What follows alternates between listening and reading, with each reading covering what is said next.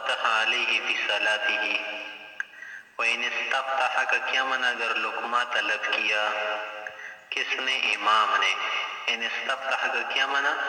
یعنی ان استفتحا ان استلقما، وَإِنِ اسْتَلْقَنَا فَفَتَحَ عَلَيْهِ، پھر اس نے جواب دیا، لقمہ دیا، فی صلاتہ نماز کے اندر، تفسد تو اس سے نماز باطل ہو جاتی ہے، فاسد ہو جاتی ہے ہر ایک کے۔ ہاں اگر تلاوت کا ارادہ ہونا تو پھر اس صورت میں نماز فاسد نہیں ہوتی۔ اصل میں اس مسئلے کی جو تشریح نیچے حاشیے کے اندر لکھی گئی ہے، 16 نمبر حاشیہ آپ کے پاس بھی ہے، دیکھ لے اس کے اندر کیا ہے، 17-18 کے اندر کہ لِأَنَّهُ تَعْلِيمٌ وَتَعَلُّمٌ، یہ جو استفتاح ہوا، افتتاح ہے نا یا فتح دینا، یہ تعلیم و تعلم بن جاتے ہیں، یعنی الفتح تعلیم والاستفتاح تعلم وتلقن، اور خارج سے تلقن کرنا یا کسی سے تلقن کرنے سے کئی صورتیں بنتی ہے۔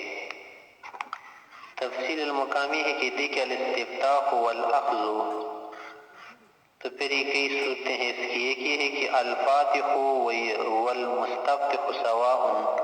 اخذ اولا خارج الصلاة وهذه صورت خارجة عما نحن بصددها، کہ مستفتح اور فاتح جو ہے نا، یعنی ملقن اور مستلقن، ملقم اور مستلقم، یہ کیا ہو نماز سے خارج ہوئی صورت کی تو بات ہی نہیں ہے۔ ہم تو نماز کے متعلق گفتگو کر رہے ہیں نا کہ نماز کے اندر استفتاح و فتح واقع ہو جائے۔ دوسری صورت کیا ہے کہ فاتح تو نماز سے خارج ہونا اور مستفتح نماز کے اندر ہو۔ اس صورت میں اگر وہ کیا کرے گا، کسی خارجی آدمی سے کیا کرے گا، تلاوت لے لے گا یا فتحہ لے لے گا، لقمہ لے لے گا، تو پھر اس صورت میں نماز اس کی فاسد ہو جائے گی۔ وجہ یہ ہے نا کہ تلقن من الخارج کیا ہے، نماز کے لیے مفسد ہے۔ الثالثہ، تیسری صورت کیا ہے کہ فاتح بھی نماز کے اندر ہے، فاتح تو نماز کے اندر ہے جو لقمہ دے رہے، اور مستفتح سے اب نماز سے باہر ہے، تو پھر اس صورت میں ظاہر سی بات ہے کہ اگر جو پڑھنے والا ہے نا، اگر اس نے اس کا لقمہ لے لیا تو مصلی کی نماز فاسد ہوگی، چاہے وہ اس صورت میں کیوں نماز فاسد ہوگی، کیونکہ اس نے تعلیم کر دیا، تعلیم لے بغیر کیا ہے، نماز کے اندر مفسد ہے۔ اگر وہ نہ لے لینا تب بھی اس کی نماز فاسد ہوگی، کیونکہ اس کی طرف سے تعلیم پائی گئی۔ چوتھی صورت یہ ہے کہ فاتح اور مستفتح دونوں نماز کے اندر ہو، لیکن نماز الگ الگ ہو۔ مثلا یہاں پر ایک آدمی کھڑا ہے، سنتیں پڑھ رہے، یعنی مثلا صبح کی سنتیں پڑھ رہے اور صبح کی نماز امام کی پیچھے کئی اور مقتدی بھی کھڑے ہیں، وہ نماز کے اندر کیا ہو گیا، محصور ہو گیا قراءت سے، اور اس نے لقمہ دے دیا اور یہ ابھی تک اس کا مقتدی نہیں بنا تھا، تو پھر اس صورت میں اس کی نماز فاسد ہوگی، کیونکہ تعلیم پائی گئی۔ اور قاری صاحب کی طرف دیکھیں گے، اگر وہ اس کا لقمہ لے لے نماز فاسد ہوگی، اگر نہ لے لے نماز فاسد نہیں ہوگی۔ پانچویں صورت یہ ہے کہ ایک جو ہے نا دوسرے کا مقتدی بھی ہو، جیسے اوپر ذکر کر دی گئی یہ صورت جو ہے نا متن کے اندر موجود ہے، تو پھر اس مسئلہ بتانا چاہتے کہ وَإِنِ اسْتَفْتَحَ، اگر لقمہ طلب کرے، استلقام کرے، استفتاح کرے، استیجاب کرے، فَفَتَحَ عَلَيْهِ، اس نے تلاوت کے ذریعے سے جواب دیا، فتح دیا، لقمہ دیا، القام کر دیا، فی صلاتہ نماز کے اندر، تفسد نماز اس کی فاسد ہوگی۔ ومعنہ یعنی وصورتہ، اس مسئلے کی صورت اور معنی، ومطلبہ وغرضہ، غرض اس کی کہ ان یفتح المصلی علی غیر امامہ، یہ جو لقمہ دیا ہونا اپنے امام کے علاوہ کسی اور کو دیا ہو تو پھر نماز فاسد ہوگی اس مقتدی کی یا اس اکیلے پڑھنے والے شخص کی، کیونکہ لأنہ تعلیم، یہ فتح کیا ہے، تعلیم ہے، اور تعلیم و تعلم نماز کے اندر کیا ہے، منع ہے، کیونکہ یہ من کلام الناس و تعلم، اور اسی طرح سے یہ سیکھنا ہے، فکان من کلام الناس، یہ کلام الناس میں سے شمار ہوگا، اور کلام الناس نماز کے لیے مفسد ہوتا ہے۔ پھر اصل یعنی جو مقصود ہے نا اس کے اندر یہ شرط قرار دیا گیا ہے کہ تکرار واقع ہو جائے، یعنی یہ جو تعلیم و تعلم میں تلقیم و تلقم میں استفتاح و تفتح یا فتح ہے، تو اس کے اندر تکرار ہونا چاہیے، لیکن صحیح بات ہے کہ تکرار اس کے اندر شرط نہیں، ایک مرتبہ بھی ہو جائے نا نماز فاسد ہو جاتی ہے۔ ثم شرط التکرار، پھر تکرار شرط قرار دیا گیا ہے فی الاصل مفسود کے اندر کے لیے انه لیس من اعمال الصلاۃ، کہ فتحہ لقمہ دینا یہ نماز کے اعمال میں سے نہیں ہے بلکہ منافی للصلاۃ ہے، تو فیعفى القلیل منہ، اس میں سے جو کم ہونا وہ معاف ہے۔ ولم یشترط فی الجامع الصغیر، جامع صغیر کے اندر تکرار شرط نہیں ہے، اور یہی صحیح روایت ہے، کیونکہ لأن الکلام بنفسه قاطع وان قل، کہ کلام جو ہے نا وہ بنفسه قاطع، بذاته قاطع ہے، اس کے اندر کوئی شرط نہیں ہے، خارجی شرط اس کے اندر نہیں، اگرچہ کلام کیا ہو قلیل ہو یا کثیر ہونا، عند الحنفیہ کیا ہے مفسد للصلاۃ۔ آگے فرمایا کہ وَإِن فَتَحَ عَلَى إِمَامِهِ، اگر امام کو فتح دیا، اپنے امام کو لقمہ دیا نماز کے اندر، لم يكن كلاما استحسانا، تو حاجت الناس کی وجہ سے، قیاس خفی کی وجہ سے، استحسان کی وجہ سے یہ کلام نہیں سمجھا جائے گا، اگرچہ قیاس ظاہر میں تو یہ کلام سمجھنا چاہیے، لیکن استحسانا یہ کلام نہیں، کیونکہ لأنه مضطر الى اصلاح صلاته، کہ یہ جو امام ہے نا یہ اس بات کی طرف مجبور ہے، مضطر ہے اور محتاج ہے کہ اپنی نماز کی کیا کرے، اصلاح کرے، تو لہذا لقمہ فتح کیا ہوگا، معفو ہوگا، کیونکہ امام کی نماز کو درست کرنا، اس کی اصلاح کرنا ایسا ہی ہے کہ گویا اپنی نماز کی اصلاح کر رہا ہے۔ فَكَانَ هَذَا مِنْ أَعْمَالِ صَلَاتِهِ مَعْنًا، گویا کہ یہ فتح اگرچہ امام کو دے رہے لیکن ایسا سمجھا جائے گا کہ یہ اس کی اپنی نماز کے اعمال میں سے ہے، اور جو چیز اعمال نماز میں سے ہونا، اعمال صلاۃ میں سے ہو، ظاہر سی بات ہے کہ منافی نہیں ہوئی، جب منافی نہیں ہوئی تو نماز کے لیے مفسد بھی نہیں ہوئی۔ آگے ایک اور بات بتا رہے کہ یہ جو اپنے امام کو لقمہ دے گا نا، یہ تو کلام ہے قیاس ظاہر میں، تو کلام سے نکال دینے کے لیے اور عمل صلاۃ بنانے کے لیے اب یہ فاتح سے بھی نیت کرے نا، امام صاحب کے لیے جو میں فتح دے رہا ہوں نا، اس میں کس کی نیت کرے، وینوی الفتح یعنی تلاوت کی نیت کرے، فتح، القام اور ایجاب کی نیت نہ کرے، علی امامی اپنے امام کو دیتے وقت، دون القراءہ، قراءت کی نیت نہ کرے، کیونکہ قراءت تو آپ کو معلوم ہے نا کہ امام کی پیچھے قراءت کیا ہے، ممنوع ہے، محظور خلف الامام، وہ صحیح یہی درست بات ہے کہ لأنه مرخص فیہ، کہ تلاوت کی کیا ہے، رخصت دی گئی ہے، یعنی جو فتح دے رہے ہیں اور اس کی اجازت شریعت کی طرف سے دی گئی ہے اضطرار کی وجہ سے، وقراءته ممنوع عنها، قراءت کی نیت نہیں کر سکتے کیونکہ قراءت سے خلف الامام منع وارد ہے۔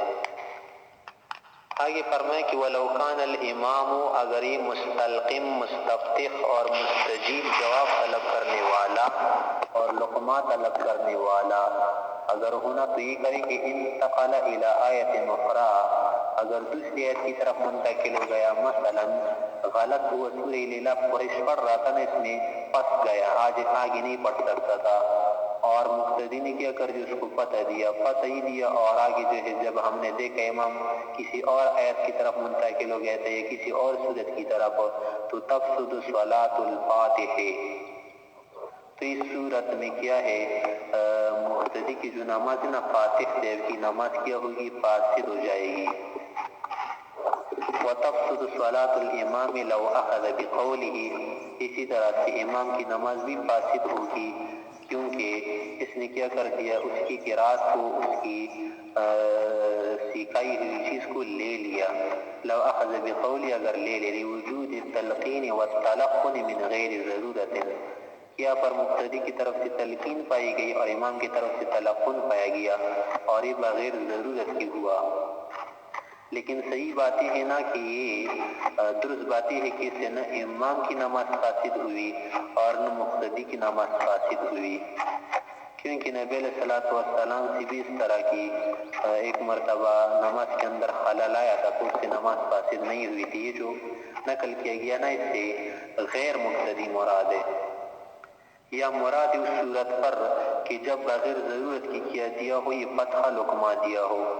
وینبغی مناسب تو یہی لگ رہا ہے نا مناسبی ہے للمقتدی مقتدی کے لیے کہ ان لا یعجل بالفتح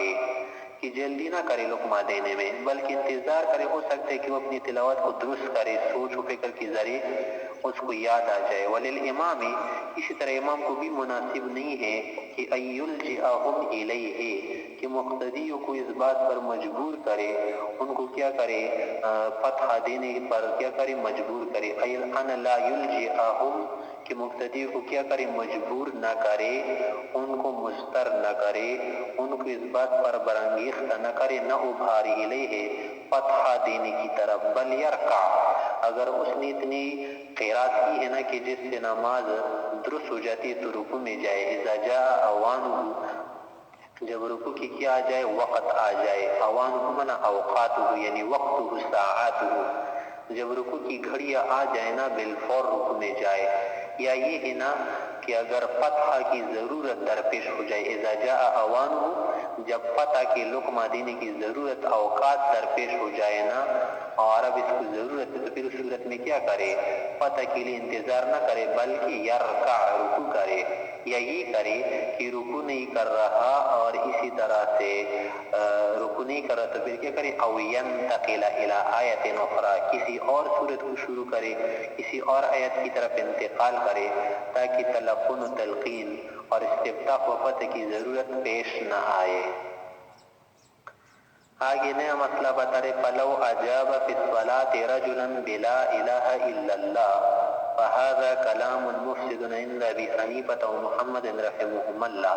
وقال ابو يوسف رحمه الله وكذلك قول الشافعي رحمه الله لا يكون مفسدا.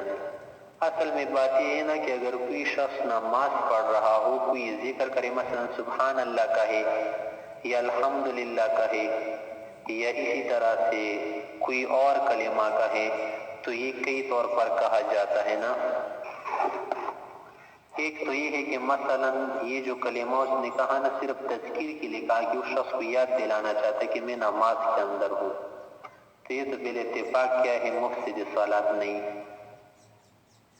اگر یہ جو کلمات استعمال کر رہے جواب کے طور پر استعمال کر رہے تو پھر یہ کلام واقع ہو جائے گا. تو لا الہ الا اللہ سبحان اللہ الحمدللہ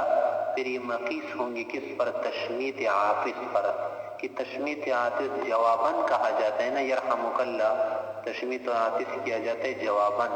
تو جواب کیا ہوتا ہے مفسد صلاۃ ہوتا ہے کلام کے بمنزلہ ہو جاتا ہے. اسی طرح یہ کلمات بھی اگر جواباً واقع ہو جائے نا تو پھر کیا ہوں گے مفسد صلاۃ ہوں گے. تو پھر یہاں پر یہ جو مسئلہ ہے نا اس کی تشریح اس طرح ہو جاتی ہے جیسے کہ 8 نمبر حاشی کے اندر بھی ہے کہ فلو اجابا کہ کلام جو ہے 3 طرح کا ہے جیسے کہ آپ کو معلوم ہے تو ہے نا کہ جس کا عین اور اسی طرح اس کا معنی کلام کا نہ ہو بلکہ صرف ذکر فقط ذکر جس سبحان اللہ نماز کے اندر کہے الحمدللہ کہے لا الہ الا اللہ کہے. دوسری قسم کلام کی یہ ہے نا کہ اس کا عین اور اس طرح اس کا معنی کلام کا ہو جیسے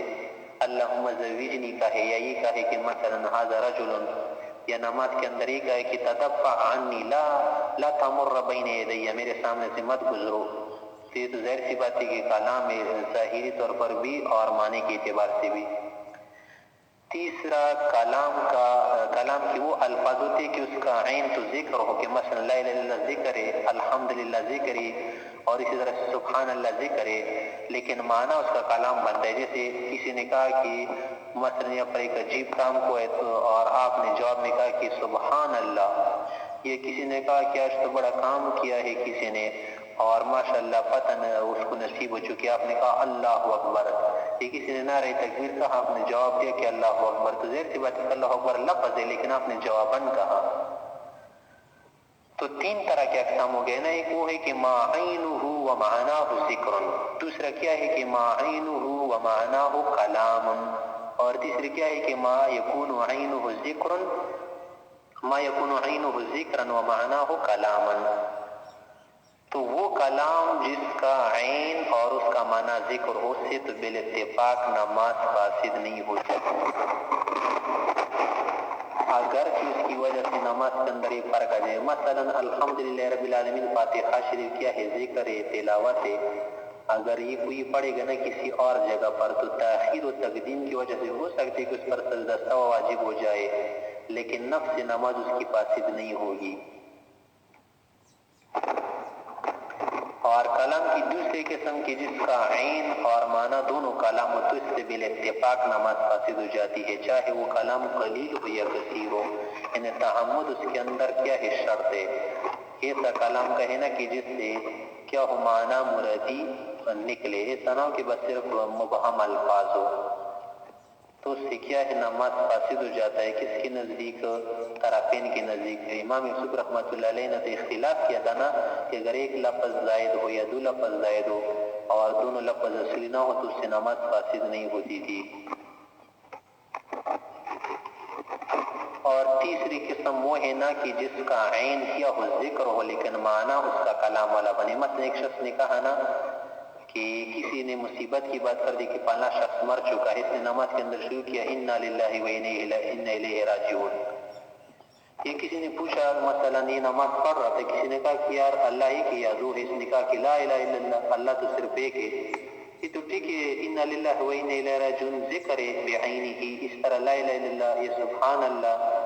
یا کوئی اور کلمہ کہنا یہ تو ذکر ہے، لیکن جواب کے طور پر واقع ہوا کہ مثلا آپ نے خوشخبری سنی کسی چیز کی کہ آج کے بعد کیا ہے مثلا یہ چیز ملے گی تو آپ نے شکریہ کے طور پر کہا کہ الحمدللہ، تو اس سے نماز فاسد ہو جاتی ہے۔ تو بس تیسرے کلام کے اندر ہم گفتگو کر رہے کہ وہ کلمات جو ذکر ہو بنفسہ و بعینہ، اگر کس لیے واقع ہو جائے، اخبار کے لیے واقع ہو جائے تو اس سے نماز فاسد نہیں ہوگی۔ اخبار کا کیا معنی کہ مثلا کوئی نماز پڑھ رہا تھا نا، اس کے سامنے سے کوئی آدمی گزر رہا تھا، اس نے کہا لا الہ الا اللہ تاکہ گزرنے والے کو پتہ چلے کہ میں نماز کے اندر، تو اس سے نماز فاسد نہیں ہوگی۔ ہاں اگر یہی کلمات جو ذکر ہے بنفسہ کلام کے طور پر استعمال کی، جواب کے طور پر استعمال کی، تو پھر اس سے نماز فاسد ہو جاتی ہے۔ یہی فرمایا فلو اجاب فی الصلاۃ رجلا، اگر ایک شخص نے نماز کے اندر دوسرے شخص کو جواب دیا بلا الہ الا اللہ، لا الہ الا اللہ کے ذریعے، یعنی اس نے پوچھا تھا کہ کیا اللہ کے ساتھ کوئی اور معبود بھی شریک ہے عبادت میں،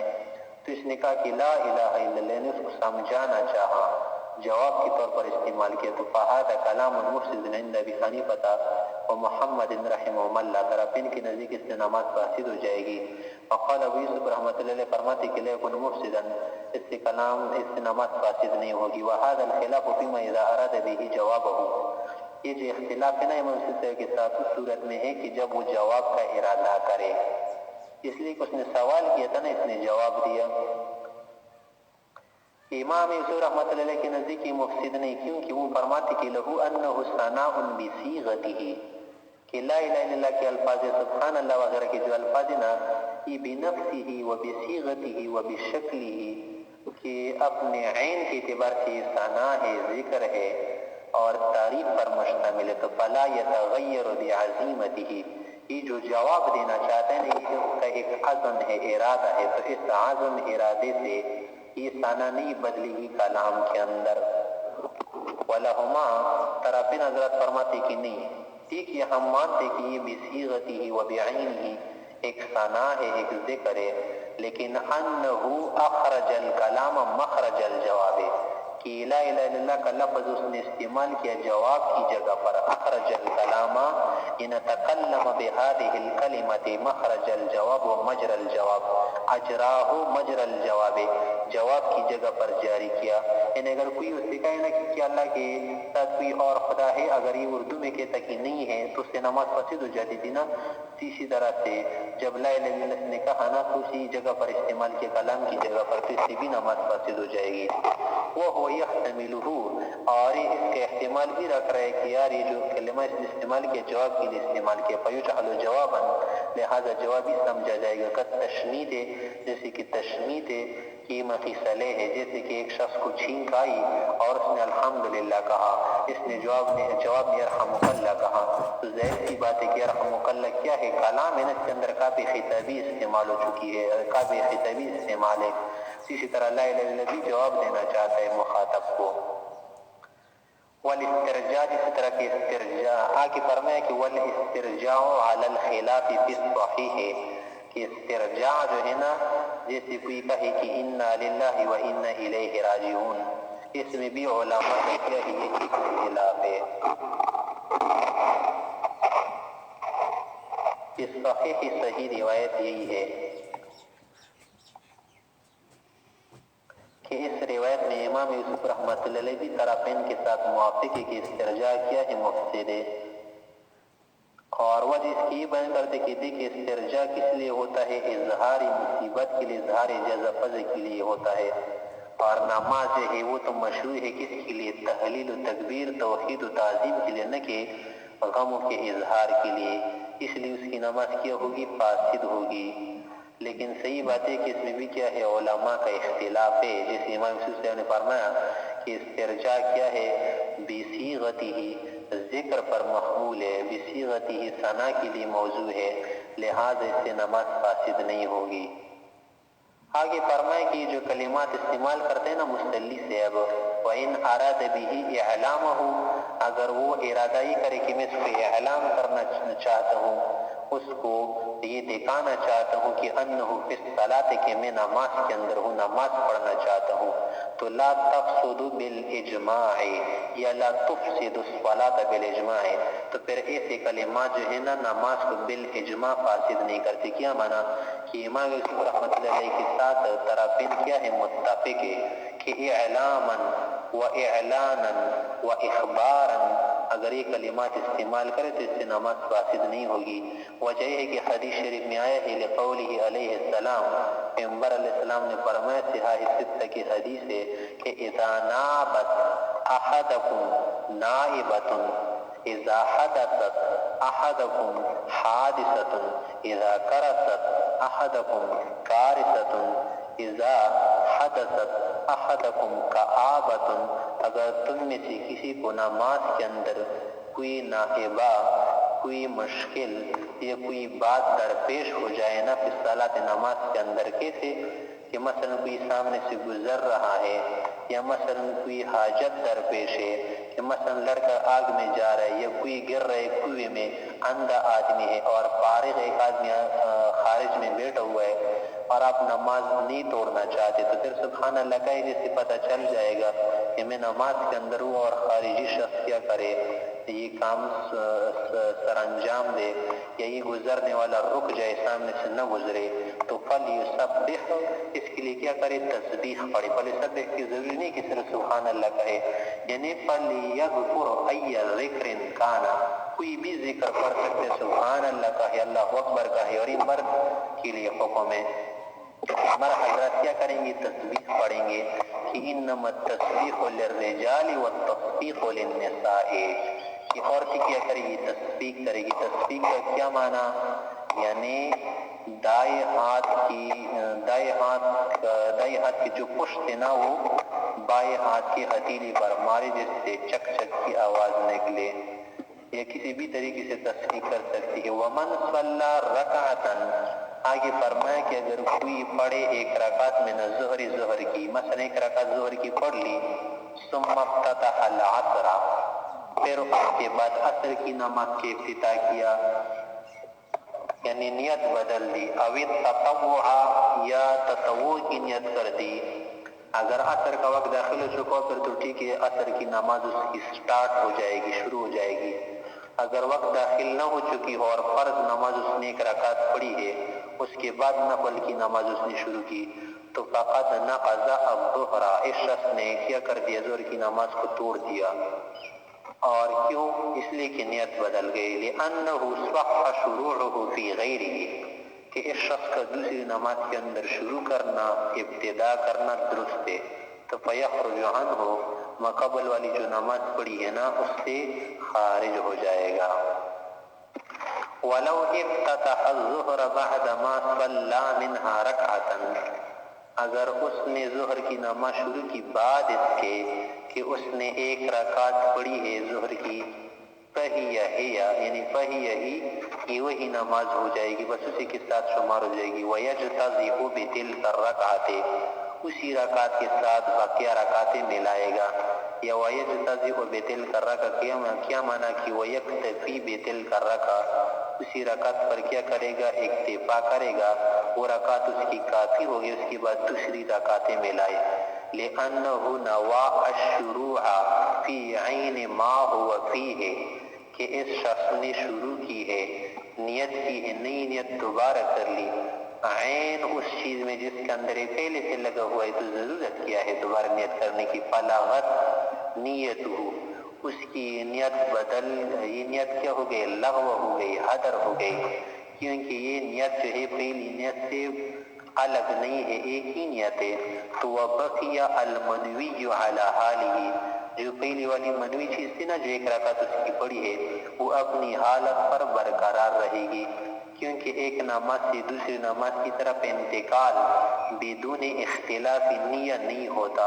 اور یہاں پر نیت کے اندر کوئی اختلاف نہیں، بس وہی نماز برقرار رہے گی، اس کے ساتھ باقیہ رکعتیں ملائے۔ آگے فرما رہے وَإِذَا قَرَأَ الْإِمَامُ مِنَ الْمَصْحَفِ، یعنی من القرآن، اگر کوئی امام ہے اس نے قرآن کریم کو کیا کر دیا، یا اٹھا لی یا اٹھایا نہیں تو زمین کسی چیز پر رکھا تھا رحل پر، اور اس سے پڑھنا شروع کیا، تو فسدت صلاته عند ابی حنیفہ رحمہ اللہ، امام سے کے نزدیک اس کی نماز فاسد ہو گئی۔ وقال هي تامة، صاحبان حضرات فرماتے ہیں کہ اس کی نماز پوری ہوئی، الا انه یکرہها، اس کا یہ فعل جو ہے نا یہ مکروہ فعل ہے۔ صاحبین حضرات فرماتے ہیں اس کی نماز کیوں تام ہو گئی، وہ فرماتے کہ دیکھیں نفس کی تلاوت کرنا یہ تو الگ عبادت ہے، یا یہ جو نماز پڑھ رہی الگ عبادت ہے نا، اس کے ساتھ پھر قرآن کریم کی طرف دیکھنا یہ الگ عبادت ہے، کیونکہ النظر فی المصحف عبادت، قرآن کریم کی طرف دیکھنا بھی عبادت ہے، جیسے کعبے کی طرف دیکھنا عبادت ہے، زمزم کی طرف دیکھنا عبادت ہے، اور عالم کے چہرے کی طرف دیکھنا کیا ہے عبادت ہے، اسی طرح سے قرآن کریم میں نظر عبادت ہے۔ تو یہ ایک عبادت کی چیز ہو گئی نا، عبادت کے ساتھ ملے تو اس سے کیا ہے سونے پہ سہاگا ہو گیا، نور علی نور ہو گیا نا، یہ کہ اس سے نماز ٹوٹے یا فاسد ہو جائے۔ تو وقال صاحبان نے فرمایا کہ ہی تامت، اس کی نماز درست ہو گئی، کیونکہ لأنه عبادت، کہ نظر فی المصحف بھی کیا ہے فی المصحف، یہ بھی نفس عبادت ہے، ان ضافت الی عبادت اخرى، دوسری عبادت کے ساتھ مل گئی تو سونے پہ سہاگا بنا، نور علی نور بنا، یعنی ان ضمت الی عبادت اخرى، دوسری عبادت سے مل گئی، اس سے تو نماز نہیں اس سے نماز فاسد نہیں ہونی چاہیے، بلکہ اور جو ہے کیا ہونی چاہیے، اچھی ہونی چاہیے اور بہتر ہونی چاہیے۔ ہاں یہ بات ہم بھی صحیح سمجھتے کہ الا انہ یکرہ، کہ اس کا یہ فعل کرنا، نظر فی المصحف کرنا، یہ کیا ہے مکروہ ہے، کیونکہ لانہ یشبہ بصنع اہل الکتاب، کہ اہل کتاب کی صنیع ان کے فعل سے مشابہ ہے، اور ان کے فعل سے مشابہت سے ہمیں منع کر دیا گیا ہے نا کہ اہل کتاب کسی سے بھی آپ مشابہت اختیار نہ کریں، تو اس مشابہت کی وجہ سے اس کا یہ فعل مکروہ ہو جائے گا، لیکن اس اعتبار سے کہ یہ نفس عبادت، اس کی ذات میں کوئی کراہت، اس کی ذات میں کوئی قباحت نہیں ہے، اس لیے اس کی نماز فاسد نہیں ہوگی۔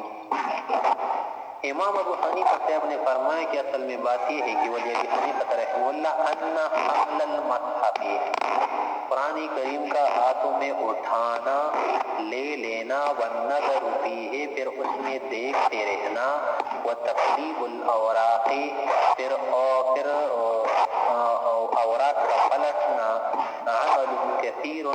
ایک عمل کثیر ہے، اور عمل کثیر نماز کے لیے مفسد ہے، تو لہذا اس طرح کا کام کرنا کیا ہوگا، نماز کے لیے مفسد ہوگا۔ اور دوسری وجہ یہ ہے کہ وَلِأَنَّهُ تَلَقٌ مِّنَ الْمَصْحَفِ، کہ یہ جو قرآن کریم سے پڑھے گا نا تو یہ تلقن من الخارج ہوا، الاخذ من الخارج ہوا، استلقام عن الخارج ہوا نا، تعلم ہو گیا، اور تلقن من الخارج کیا ہوتا ہے، نماز کے لیے مفسد ہوتا ہے، اس لیے بھی کیا ہے کہ نماز کے لیے مفسد ہے۔ فَصْوَارَ كَمَا إِذَا تَلَقَّنَ مِنْ غَيْرِهِ، گویا ایسے ہی ہوا جیسے کہ تلقن من الغیر کرے، اور تلقن من الغیر جو ہے نا مفسد للصلاح ہے، لہذا یہ صورت بھی کیا ہوگی، مفسد للصلاح ہوگی۔ وعلى هذا اس دوسری وجہ کو اگر ہم دیکھ لینا کہ یہ تلقن من الغیر تو لا فرق بین المحمول والموضوع ہے، پھر تو اس مسئلے میں کوئی فرق نہیں کہ چاہے قرآن کریم اس نے ہاتھ میں اٹھایا ہو یا زمین پر کسی چیز پر رکھا ہونا، تو پھر اس صورت میں نماز فاسد ہو جاتی ہے۔ یعنی امام صاحب نے دو وجہ بیان کی، نہ ایک وجہ تو یہ بیان کی کہ حمل مصحف، نظر کے المصحف اور پھر تقلیب اوراق عمل کثیر، ایک تو اس وجہ سے مفسد ہے، اور دوسری وجہ یہ کہ یہ تلقن من الغیر کی طرح ہے اور تلقن من الغیر مفسد ہے۔ تو اگر دوسری وجہ کو لے لے کہ یہ تلقن من الغیر ہے، پھر تو ہر صورت میں نماز کیا ہونی چاہیے؟ فاسد ہونی چاہیے، کیونکہ تلقن من الغیر والا جو معنی حاصل ہوتا ہے نا، وہ صورت میں بھی حاصل ہوگا کہ قرآن کریم ہاتھ میں اٹھایا ہو اس سے پڑھے، اور اس سے بھی یہ معنی حاصل ہوگا کہ قرآن کریم رحل کے اندر کھولا ہے اور اس سے پڑھ رہا ہے، اس سے بھی تو تلقن من الخارج ہوا۔ اس صورت میں تو دونوں صورت کے اندر کیا ہے کہ چاہے مقبول یا موضوع ہو، نماز فاسد ہونی چاہیے۔ وعلی الاول، لیکن پہلی صورت میں تیری سکیت کی حق اٹھایا تھا، اس کے اندر دیکھ رہا تھا، تقلید اولا کر رہا تھا، تو فیق تاریخان ہے، پھر دونوں مسئلوں کے اندر فرق آ جاتا ہے۔ وہ کیسے کہ پہلی صورت میں کہ جب اس نے قرآن کریم اٹھایا ہو، پڑھ رہا ہو، اس کے اندر تقلید اولا کر رہا ہو، پھر تمام کثیر ہے، اس سے نماز فاسد ہو جائے گی۔ ہاں، اگر قرآن کریم نہ اٹھائی ہو بلکہ موضوع ہو، زمین پر رکھا ہو کسی چیز پر، تو پھر کیا ہے اس سے نماز فاسد نہیں ہوگی، کیونکہ یہ عمل کثیر نہیں، البتہ کراہت بات ہے۔ آگے فرمایا کہ وَلَوْ نَظَرَ إِلَىٰ مَكْتُوبٍ، اگر کوئی شخص کسی مکتوب لکھی ہوئی چیز کی طرف دیکھے نماز کے اندر، مثلا نماز پڑھ رہا تھا، دیوار پر کوئی چیز لکھی ہوئی تھی کسی بھی زبان میں ہو، چاہے عربی میں ہو یا کسی اور زبان میں ہو، فَهِمَهُ، اور اس نے اس چیز کا معنی سمجھ لیا۔ مثلا دیوار پر لکھا ہوا تھا، کیا لکھا ہوا تھا؟ یہ لکھا ہوا تھا کہ الصمت، مثلا یہ لکھا ہوا تھا کہ السکوت خیر من املاء الشر، مثلا یہ حدیث لکھی ہوئی تھی اور اس نے دیکھ لیا لیکن زبان نہیں ہلائی، صرف دیکھ کر سمجھ لیا اس کا معنی۔ دوسری بات اس کے متعلق ہے کہ احمد لا تفسد الصلاۃ بالاجماع، پر متفقہ طور پر اس کی نماز فاسد نہیں ہوگی، کیونکہ جو چیز مفسد ہے وہ تو کلام قراءت ہے، اور یہاں پر یہ نہیں پایا گیا، اگرچہ بعض علماء فساد کے قائل ہے، بخلاف ما اذا حلف، بخلاف اس صورت کے کہ اگر اس نے قسم کھائی ہو کہ لا یقرأ کتاب فلان، کہ وہ فلاں شخص کی لکھی ہوئی چیز نہیں پڑھے گا۔ مثلا زید نے قسم کھائی تھی نا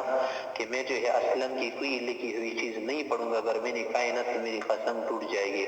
حیث یحنس بالفہم عند محمد رحمہ اللہ، امام محمد سے کہ نزدیک اگر زید نے اسلم کی لکھی ہوئی چیز کا معنی سمجھ لیا تو اس سے خانس ہو جائے گا،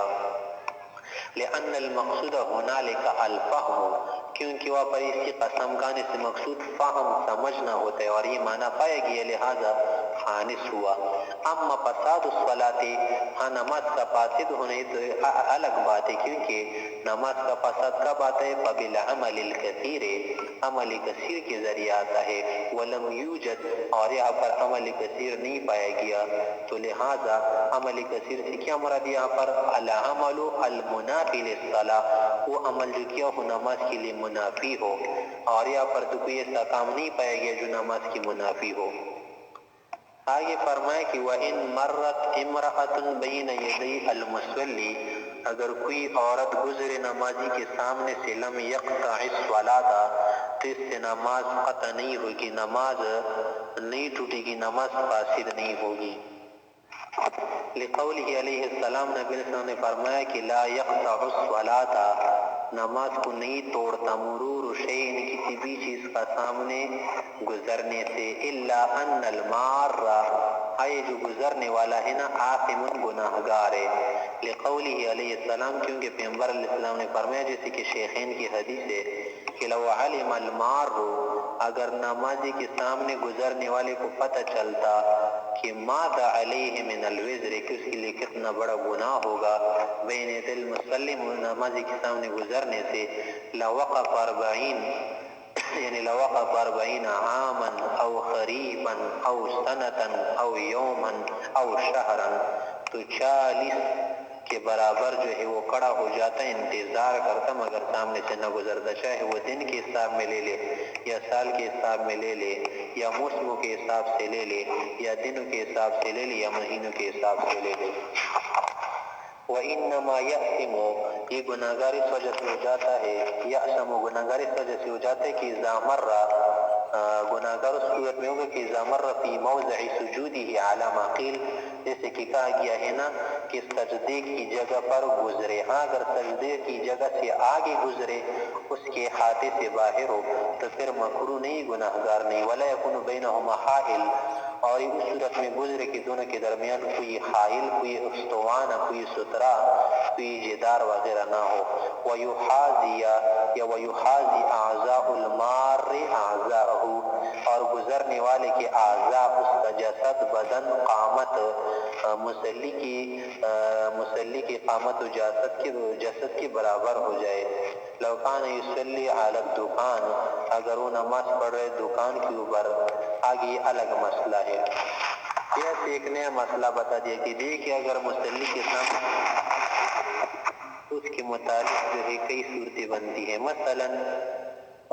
مصلی کے سامنے سے عورت گزرے، دوسری صورت یہ کہ کوئی اور جانور گزرے، تیسری صورت یہ ہے کہ گدھا یا کتا گزرے۔ ذوی العقول میں سے اگر سامنے سے مرد گزرے نا تو اس سے نماز فاسد نہیں ہوگی، البتہ گزرنے کا گناہ اس پر اپنا ہوگا۔ ذوی العقول میں سے اگر عورت سامنے سے گزرے نا، کوئی خاتون سامنے سے گزرے تو اس میں علماء کا اختلاف ہے۔ اور اسی طرح سے غیر ذوی العقول میں سے اگر کوئی اور جانور سامنے سے گزرے تو اس سے نماز فاسد نہیں ہوتی بالاتفاق۔ ہاں اگر کتا گزرے یا گدھا گزرے تو پھر اس میں اختلاف ہے۔ اہل ظواہر، اصحاب الظواہر، جو ظاہریہ کے نام سے بھی مشہور ہے، وہ کہتے ہیں کہ اگر کتا سامنے سے گزرے یا گدھا سامنے سے گزرے یا کوئی عورت سامنے سے گزرے تو اس سے نماز فاسد ہو جاتی ہے۔ اور اسی طرح امام احمد بن حنبل رحمۃ اللہ علیہ کی روایات مختلف ہے۔ ایک روایت میں اس نے فرمایا کہ کالا کتا الکلب الاسود شیطان، اگر کالا کتا سامنے سے گزرے گا جس کو جنی بھی کہا گیا ہے حدیث میں، تو اس سے نماز فاسد ہو جاتی ہے۔ جبکہ جمہور حضرات کا مذہب یہ ہے کہ کتا یا عورت یا گدھا سامنے سے گزر جائے تو اس سے نماز فاسد نہیں ہوگی۔ تو پھر ان حدیث کا کیا مطلب ہوگا کہ ان چیزوں کے گزرنے سے نماز فاسد ہو جاتی ہے۔ اصل میں بات یہ ہے نا کہ کتے کے متعلق آیا ہے کہ الکلب الاسود شیطان، اسی طرح عورتوں کے متعلق آیا ہے کہ النساء حبائل الشیطان، اسی طرح گدھے کے متعلق آیا کہ جب وہ نہیق کرے اور آواز نکالے سکوز باللہ وغیرہ پڑھو کہ شیطان کی وجہ سے وہ کرتا ہے، تو ان چیزوں کو شیطان کے ساتھ کسی نہ کسی درجے میں کیا ایک تعلق ہے، تو اس بنا پر فرمائے کہ یقطع الصلاۃ، یہ چیزیں نماز کو قطع کر دیتے۔ قطع کر دینے سے کیا معنی ہے؟ معنی یہ ہے کہ یقطع خشوع الصلاۃ، کہ نمازی کی جو کیا ہے توجہ ہے اور اسی طرح اس کا جو خشوع ہے نا اس کے لیے قاطع ہے۔ اور اسی طرح سے یہ قاطع ہے للوصلۃ التي تقع بین المصلی وربہ، وہ وصلہ، وہ تعلق، وہ انہماک جو مصلی اور رب کے درمیان ہوتا ہے نا اس کے لیے قاطع ہے۔ اس لیے فرمائیں گے کہ یہ چیز اس کے لیے قاطع ہے۔ صحیح بات یہ ہے نا کہ بنفسہ نماز کے لیے قاطع نہیں، صرف قاطع للخشوع ہے۔ اور ہمارے پاس دلیل موجود ہے کہ یہ چیز قاطع نہیں، کیونکہ ایک مرتبہ فضل ابن عباس